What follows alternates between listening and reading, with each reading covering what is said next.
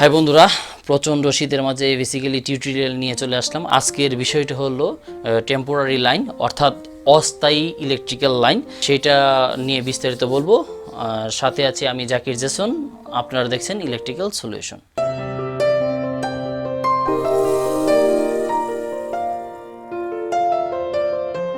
So বন্ধুরা, ইন্ট্রোর পরে আবার আপনাদেরকে ওয়েলকাম জানাচ্ছি। বন্ধুরা, ভিডিওর শুরুতে একটি কথা না বললে নয়, আপনি যদি আমার চ্যানেল নতুন হয়ে থাকেন, অর্থাৎ এই ভিডিওটা যদি ফার্স্ট আপনি দেখে থাকেন, তাহলে ঠান্ডা একটা রিকোয়েস্ট করব যে প্লিজ আমার চ্যানেলটা সাবস্ক্রাইব করার জন্য। আর অলরেডি যদি সাবস্ক্রাইব করে থাকেন তাহলে অসংখ্য ধন্যবাদ। তো চলুন শুরু করা যাক।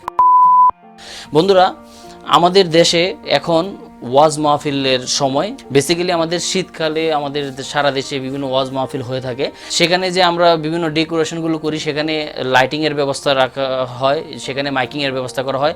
এছাড়াও আমাদের দেশে যারা ক্রিকেটকে ভালোবাসে, ডে নাইট শর্ট পিচ ছোটো টুর্নামেন্টে যারা করে, তারাও কিন্তু সেখানে লাইটিংয়ের ব্যবস্থা করে রাখে। এবং শীতকালে সবচেয়ে বেশি চলে ব্যাডমিন্টন খেলাটা, সেইটার মাঝেও কিন্তু লাইটিংয়ের প্রয়োজন রয়েছে।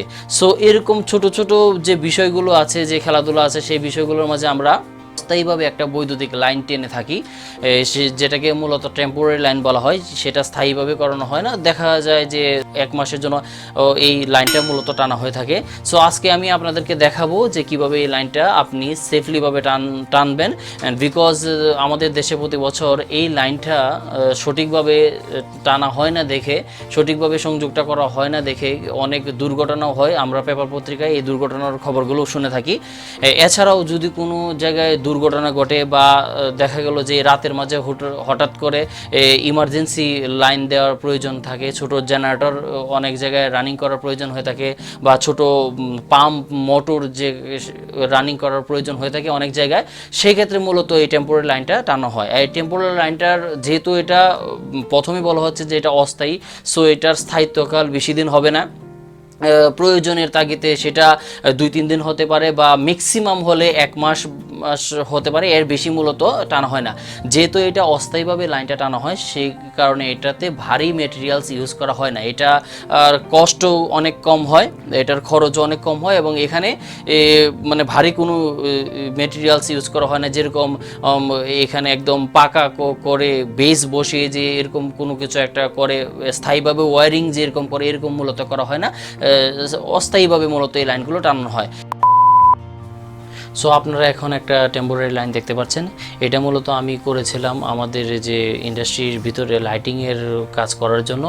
ওইখানে সিভিলের কনস্ট্রাকশনের কাজগুলো হচ্ছে, সো তারা কাজ করার জন্য আমাদের বিভিন্ন লাইটিংয়ের প্রয়োজন হয়েছিল, যে কারণে আমি এই লাইটিংয়ের ব্যবস্থা করার জন্যই মূলত এই টেম্পোরারি লাইনটা টেনেছিলাম, যেটা আপনারা এখন এই মুহূর্তে দেখতে পাচ্ছেন। সো এখানে দেখুন কতগুলো ব্রেকার রয়েছে, এমসিবি রয়েছে, অর্থাৎ মিনিয়েচার সার্কিট ব্রেকার রয়েছে, এমসিবিগুলো রয়েছে। এই এমসিবিগুলোর মধ্যে 3 ফেজ লাইন আমি প্রথমে ইনপুট করেছি। এটা 63 এম্পিয়ারের একটা সার্কিট ব্রেকার। এই 63 এম্পিয়ার সার্কিট ব্রেকারের আমি 3 ফেজ লাইনটা টেনেছি, এবং এখান থেকে পরবর্তীতে পাশে যে অন্যান্য ব্রেকারগুলো দেখছেন, সেগুলোতে মূলত আমি লাইনগুলো টেনেছি। আমার এইখানে 63 এম্পিয়ারের ব্রেকারটা যদি আমি অফ করে দিই, তাহলে আমার পাশের যে সমস্ত লাইনগুলো দেখছেন সবগুলো ব্রেকার অফ হয়ে যাবে।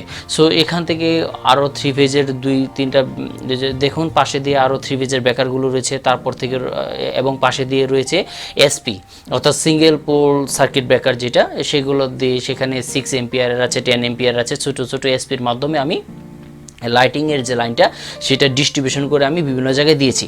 এখন এটা করার কেন কারণ, এটা আমি এই কারণে করেছি একটা সেফটির জন্য। এখন কোনো কারণে যদি আমার লাইনে একটা শর্ট সার্কিট হয়ে যায়, ফেজ নিউট্রাল যদি কোনো কারণে একটা শর্ট সার্কিট হয়ে যায় বা কোনো একটা ফায়ারিং হয়ে যায়, তাহলে সাথে সাথে আমার এই এসপি যেটা আছে, সিঙ্গেল পোল সার্কিট ব্রেকারটা আছে, সেটা ট্রিপ করে আমার এই দুর্ঘটনা থেকে মূলত আমাকে রক্ষা করবে।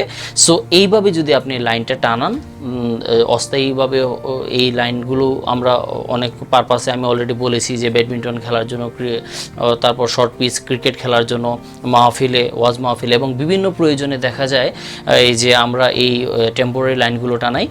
সো সেক্ষেত্রে এই লাইনগুলো যদি এইভাবেই আপনি টানান, তাহলে অবশ্যই সার্কিট ব্রেকারগুলো ইউজ করে নেবেন।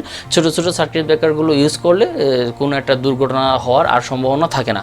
এছাড়াও বেসিক্যালি টেম্পোরারি লাইন কেন হয়, এটার স্পেসিফিক উদাহরণ দেওয়া যাবে না। সাপোজ এরকমও হতে পারে যে কোনো একটা জায়গায় দুর্ঘটনা ঘটলো, সেখানে অনেক লাইটের দরকার, উদ্ধারকারী কর্মীরা এখানে এসে কাজ করবে, সেখানে লাইটিংয়ের দরকার।